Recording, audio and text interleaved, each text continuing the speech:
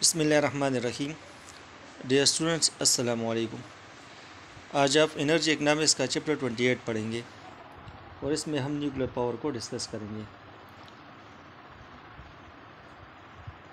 ये आपके पास periodic table है एलिमेंट्स का और आप देख सकते हैं कि इसमें 118 एलिमेंट्स थे। क्लास 9 और 10 में आपने ये पढ़ा था। आप देख सकते हैं कि यहाँ पर यूरेनियम है और इसका एटॉमिक नंबर 52 में है और इसके 3 आइसोटोप्स से उनको वन बाय वन डिस्कस करेंगे। तो यूरेनियम 235 जिसका मास नंबर 235 है, मतलब ये है कि the sum of the number of protons and neutron is called mass number. तो 52 में वो प्रोटॉन है और बकाया न्यूट्रॉन्स है। तो 235 से 52 में आप माइनस करें तो बकाया न्यूट्रॉन्स है। तो ये एक नायाब एलिमेंट्स है और नेचर में यूरेनियम ज़्यादातर जो है ना वो यूरेनियम 238 की शक्ल में पाया जाता है। इसका दूसरा आइसोटोप यूरेनियम 235 है जो कि इंतहाई स्पेशल है और इसकी वजह यह है कि प्रोटॉन और न्यूट्रॉन को इकट्ठा रखने के लिए जो फोर्स है उतना फोर्स वो रिपेलिंग फोर्स भी है। यानी एक ऐसी क़ुव्वत जो कि न्यूट्रॉन और प्रोटॉन्स को न्यूक्लियस में इकट्ठा रखते हैं, ये अट्रैक्टिव फोर्स है। उसके बरअक्स एक और फोर्स भी है जो कि न्यूट्रॉन और प्रोटॉन्स को एक दूसरे से पुश करते हैं, रिपेल करते हैं, जिसको रिपेलिंग फोर्स कहते हैं। तो ये दोनों बिल्कुल बराबर है। अगर इसमें आप एक न्यूट्रॉन मज़ीद ऐड करेंगे तो इसका नुकसान ये होगा कि ये जो न्यूक्लियस है वो स्प्लिट हो जाएगा और वो टूट जाएगा। तो इस स्प्लिटिंग को फिशन कहते हैं, उसको न्यूक्लियर फिशन कहते हैं। और ये इसी तरह प्रोसेस है जैसा कि सेल डिवाइड होता है ऑर्गेनिज्म में, जिसको माइटोसिस कहते हैं। आपने पढ़ा था क्लास 9 और 8 में और शायद क्लास 8 में कि जो सेल होता है तो इवेंट ऑफ सीरीज़ के बाद वो डिवाइड हो जाता है और उसके मुख्तलिफ स्टेजेस आपने पढ़े थे। उसमें आपने पढ़ा था कि प्रोफेज स्टेज है, फिर आपने पढ़ा था कि मेटाफेज है, एनाफेज है, टेलोफेज है और फिर इसके बाद साइटोकिनेसिस है। तो ये मुख्तलिफ स्टेजेस आपने पढ़े थे। तो इसी तरह ये सेल जिस तरह डिवाइड होता है इस तरह एटम भी डिवाइड होता है यूरेनियम का। आइसोटोप्स उसके 3 है यूरेनियम की और मैंने कहा था कि एक ही एलिमेंट के एटम्स जिसका एटॉमिक नंबर सेम है लेकिन मास नंबर मुख्तलिफ हो, और ये वजह यह है कि उसमें मुख्तलिफ न्यूट्रॉन्स की तादाद होती है। अब यूरेनियम 238, 235 और 234 इन तमाम का एटॉमिक नंबर 52 में है लेकिन मास नंबर मुख्तलिफ है। इसी वजह से इनको आइसोटोप्स कहा जाता है। यूरेनियम 238 ये कायनात में सबसे ज़्यादा पाया जाता है और ये 99.27% है, जबकि 235 पूरे यूरेनियम का 0.72% है यूनिवर्स में। और यूरेनियम 234 ये काफ़ी ज़्यादा नायाब है और ये 0.0055% है पूरे यूरेनियम का। अब हाफ लाइफ की बात करेंगे, उसको आगे जाकर हम डिस्कस भी करेंगे कि यूरेनियम 238 का जो हाफ ईयर है, हाफ लाइफ है, वो 4.47 बिलियन ईयर्स है और यूरेनियम 235 का 700 मिलियन ईयर्स है और यूरेनियम 234 का 246,000 वो हाफ लाइफ है। हाफ लाइफ को आगे जाकर डिस्कस करते हैं। प्लूटोनियम 239। अब जब फर्मी ने एक्सपेरिमेंट किया और उसने उस एक्सपेरिमेंट का एक साइड इफ़ेक्ट ऑब्ज़र्व किया, एक अजीब, कुछ न्यूट्रॉन्स जो कि यूरेनियम 235 से निकले न्यूक्लियर फिशन की वजह से, तो वो यूरेनियम 238 में दाखिल हुए उसके न्यूक्लियस में, जिसकी वजह से यूरेनियम 238 वो ट्रांसफॉर्म हुआ, उसमें चेंजेस आई और वो उसमें एक न्यूट्रॉन का इजाफा हुआ तो उससे प्लूटोनियम 239 बन गया। अब इसका जो साइड इफ़ेक्ट है ये काफ़ी अहमियत वाला है क्योंकि प्लूटोनियम 239 ये भी रेडियो एक्टिव एलिमेंट है और इसमें भी न्यूक्लियर फिशन हो सकता है और होता है। तो फर्मी वर्क का जो इमीडिएट एप्लीकेशन था वो ये था कि उसने ब्रीडर रिएक्टर्स वो क्रिएट किया और इसकी वजह से प्लूटोनियम 239 वो बन गए। अब क्या हुआ, यूरेनियम 235 से न्यूट्रॉन निकला, वो न्यूट्रॉन यूरेनियम 238 में एंटर हुआ और यूरेनियम 238 से प्लूटोनियम 239 बना। अब प्लूटोनियम जो 239 है ये बजाते खुद वो रेडियो एक्टिव एलिमेंट है और उसमें न्यूक्लियर फिशन वो हो सकता है। तो जब ये प्लूटोनियम 239 इससे भी एटॉमिक बम बनाया जाता है। जैसा कि हमने पढ़ा कि नागासाकी पर जो बम गिराया गया था वो प्लूटोनियम 239 पर मुश्तमिल था, और जो हिरोशिमा पर जो बम गिरा था वो यूरेनियम 235 था। तो जो फर्मी रिएक्टर था ये मॉडल था, और अब हम उससे न्यूक्लियर रिएक्टर में इससे बिजली पैदा कर रहे हैं जो कि फीसफुल यूज़ है न्यूक्लियर एनर्जी का। जब यूरेनियम एटम ये स्प्लिट होता है तो उसका जो कंबाइंड मास होता है दो टुकड़ों का, जो कि 2 फिशन फ्रेगमेंट्स होता है, ये कम होता है यूरेनियम न्यूक्लियस से। अब मिसाल के तौर पर यूरेनियम एटम को ले ले, उसका अगर हम वज़न ले ले तो उसको आप वज़न ले ले 238 AMU इसका वज़न है सपोज़ करें, इसकी 235 AMU इसका वज़न है समथिंग। अब अगर आप इसको ब्रेक करें, टूट दे, तो उनके दोनों टुकड़ों को जब आप इकट्ठा करेंगे तो उसका वज़न कम होगा 235 से।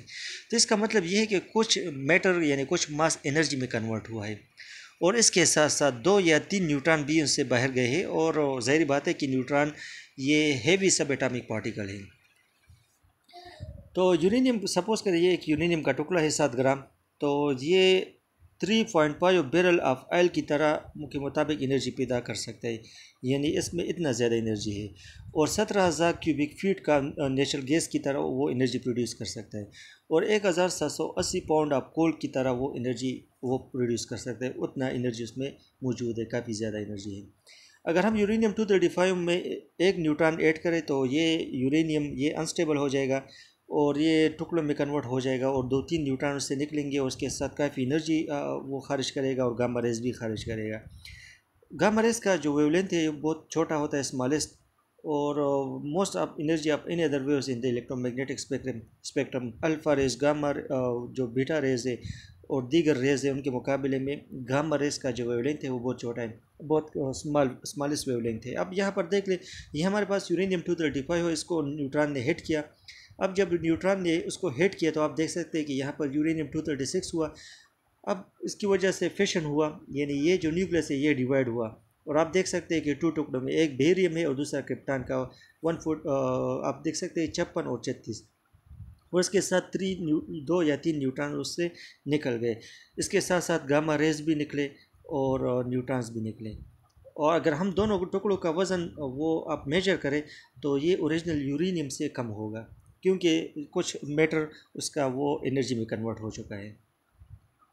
यहाँ पर ये चीज़ें आप देख सकते हैं दोबारा, ये यहाँ पर, और यहाँ पर आप देख लें कि fission yield fragment of intermediate mass in average of 2.4 neutrons वो इसमें खारिज होते हैं, और जो एनर्जी खारिज होती है वो 215 मेगा इलेक्ट्रॉन वाट है, काफ़ी ज़्यादा एनर्जी से खारिज होती है। अब हम हाफ लाइफ की बात करते हैं। तो हाफ लाइफ क्या डिस्क्राइब करता है? हाफ लाइफ ये असल में टाइमर होता है जो कि अमाउंट ऑफ टाइम वो ज़ाहिर कर रहा है कि एक सैंपल आपके पास है जो अनस्टेबल एटम्स है, एक अनस्टेबल एटम्स का आपके पास एक सैंपल है, तो वो एक मुकर्रर वक्त के बाद उसका कुछ हिस्सा वो ख़राब हो जाता है, डिके हो जाता है, और वो से कोई दूसरा एलिमेंट बन जाता है। मिसाल के तौर पर यहाँ पर आपके पास थेलियम 208 है, सपोज़ करें कि 50 ग्राम है, तो इसका जो हाफ लाइफ है वो 3.05 मिनट्स है। तो 3.05 मिनट्स के अंदर ये लेड 208 में कन्वर्ट होगा। जो पहला आपके पास 50 ग्राम था, अब 50 ग्राम का 25 ग्राम वो लेड में कन्वर्ट हो चुका है। तो इसका मतलब ये है कि इसका डिके टाइम जो हाफ लाइफ है वो 3.05 मिनट्स है। तो इसका मतलब ये कि जो हाफ ऑफ सैंपल ऑफ थीलियम 208 है वो डिके हुआ और लेड में कन्वर्ट हुआ, और सिर्फ 3.05 मिनट्स में। तो ये लेड का हाफ़ लाइफ है। और इससे पहले ये यहाँ पर आप देख सकते हैं कि यूरेनियम 238 का हाफ़ लाइफ ये इतना है, मुख्तलिफ एलिमेंट से उसकी हाफ़ लाइफ आप देख सकते हैं। यहाँ पर हम चेन रिएक्टर एंड मॉडरेटर की बात करते हैं। अगर आप 2 न्यूट्रॉन्स को यूरेनियम न्यूक्लियर में एंटर करें तो चेन रिएक्शन स्टार्ट होगा। चेन रिएक्शन का मतलब ये है कि जब यूरेनियम को न्यूट्रॉन हिट करेगा तो वो यूरेनियम स्प्लिट हो जाएगा, उससे 2-3 न्यूट्रॉन निकलेंगे। वो न्यूट्रॉन आगे जाकर और यूरेनियम एटम्स को हिट करेंगे और उस तरह वो ये प्रोसेस जारी रहेगा। इसकी वो हम चेन रिएक्शन कहते हैं और इस दौरान काफ़ी ज़्यादा एनर्जी रिलीज़ होगा। तो जब न्यूट्रॉन्स वो रिलीज़ हो जाए यूरेनियम एटम से, तो ये रिलीज़ न्यूट्रॉन्स वो दीगर यूरेनियम न्यूक्लियस में एंटर होता है, तो उसको स्लो करना चाहिए ताकि काफ़ी अच्छा इंटरेक्शन हो। तो वो चीज़ें जो न्यूट्रॉन की स्पीड को स्लो करते हैं उसको मॉडरेटर कहा जाता है। तो एनरिको फर्मी ये पहला बंदा था कि उसने इस तरह एडजस्टमेंट किया था और उसने ग्रेफाइट यूज़ किया था, क्योंकि ग्रेफाइट जो कि कार्बन की एक टाइप है, तो वो न्यूट्रॉन को स्लो करता है, बतौर मॉडरेटर काम करता है। अब हीट जब न्यूक्लियर रिएक्टर में प्रोड्यूस हुआ तो ये न्यूट्रॉन्स यूरेनियम एटम को स्ट्राइक करेंगे, उसको हिट करेंगे और उससे यूरेनियम में न्यूक्लियर फिशन होगा और इस तरह कंटिन्यूस वो चेन रिएक्शन स्टार्ट होगा। इसके साथ एक कंट्रोल एलिमेंट्स भी दरकार होता है जो कि ऐसे एलिमेंट से बना होता है जो इसमें यह सलाहियत हो कि वो न्यूट्रॉन को एब्जॉर्ब कर सके। तो इसमें हमने पढ़ा था कि जो फर्मी था उसने कैडमियम यूज़ किया था। जब कंट्रोल एलिमेंट या कंट्रोल रॉड उसको इस्तेमाल किया जाता है तो इससे ये होता है कि जो इजाफी न्यूट्रॉन्स है तो वो एब्जॉर्ब किए जाते हैं ताकि ये न्यूक्लियर फिशन वो एक हद तक हो और आउट ऑफ कंट्रोल ना हो जाए। लेकिन जब आप कंट्रोल एलिमेंट को बाहर निकालेंगे सिस्टम से तो ज़्यादा न्यूट्रॉन्स अवेलेबल होंगे और चेन रिएक्शन स्पीड अप होगा, काफ़ी ज़्यादा हीट प्रोड्यूस होगा। और जब आप इसको कोर में इंसर्ट करेंगे तो न्यूट्रॉन्स एब्जॉर्ब होंगे और चेन रिएक्शन स्लो होगा। इसी तरह वो जो हीट प्रोड्यूस होगा वो कंट्रोल होगा, इससे आप बिजली पैदा कर पाएंगे। तो मॉडरेटर जैसा कि हमने पढ़ा कि ये इसलिए यूज़ होता है कि न्यूट्रॉन के स्पीड को स्लो कर, इसको आप ग्रेफाइट भी इस्तेमाल कर सकते हैं, कार्बन, इसमें आप ड्यूटेरियम ऑक्साइड जो हेवी वाटर है और DTO उस पर वो भी आप इस्तेमाल कर सकते हैं और दीगर एलिमेंट्स आइसोटोप्स भी आप इस्तेमाल कर सकते हैं। यहाँ पर आप देख सकते हैं कि कंट्रोल रॉड स्ट्रक इन काशी वज़ा की कैरीवा यूनिट 19 अक्टूबर 2007। ये जापान में का एक कंपनी था, टोक्यो इलेक्ट्रिक पावर कंपनी। उसने रिपोर्ट किया कि जहाँ पर कंट्रोल रॉड होता है जिसमें कैडमियम होता है जो कि न्यूट्रॉन एब्जॉर्ब करता है, तो वो रिएक्टर से उन्होंने रिमूव नहीं कर सके क्योंकि वहाँ पर ज़लज़ला आया। तो ज़लज़ले की वजह से ये जो पावर प्लांट है ये रुक गया, क्योंकि ये जो रॉड था और उसका बुनियादी काम ये था कि वो न्यूट्रॉन्स की एब्जॉर्ब करे। जब न्यूट्रॉन्स को एब्जॉर्ब करेगा तो ज़ाहिर बात है कि यूरेनियम में न्यूक्लियर फिशन नहीं होगा। तो इसी वजह से ये जो पावर रिएक्टर था ये शट डाउन हो गया और इसके साथ जो है ना वो बिजली पैदा न कर पाया। तकरीबन उन्होंने यहाँ पर एक नेचुरल न्यूक्लियर रिएक्टर की बात की कि तकरीबन 1.5 बिलियन ईयर अगो की बात है कि अफ्रीका में एक इलाका है ओक्लो, वहाँ पर यूरेनियम डिपॉजिट है।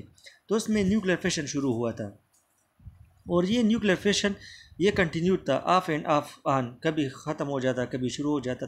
हज़ारों और सैकड़ों साल ये सिलसिला जारी रहा और आखिरकार ये रिएक्टर वो शट डाउन हो गया, अभी उसमें न्यूक्लियर फिशन नहीं हो रहा।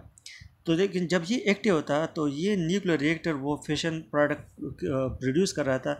जैसा कि आजकल मॉडर्न न्यूक्लियर रिएक्टर में जब न्यूक्लियर फिशन होता है तो उसके नतीजे में जो प्रोडक्ट बनता है, जो वेस्ट मटेरियल पैदा होता है, उसी तरह वो वेस्ट मटेरियल वहाँ पर भी मौजूद थे।